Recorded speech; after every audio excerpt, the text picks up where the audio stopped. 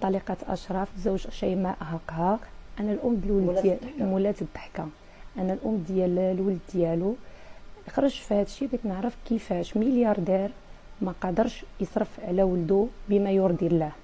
كيفاش ملياردير أنه تيحط لي اوراق في المحكمة تيثبتهم بوثائق شهادات عدم العمل وبلي هو رفولي من بلجيكا.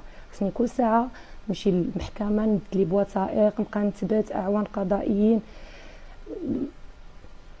بزاف د الحوايج. يعني صادمه. انا حمين شفت ديك الشيء كيفاش ملياردير وما يعيش ولده عيشه ملياردير، بالرغم ان عنده الولد من ضمن الاوائل المدرسه معترف به ديما تسعد في المعدات.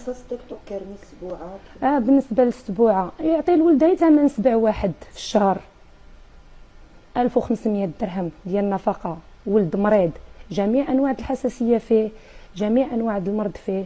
طليقه اشرف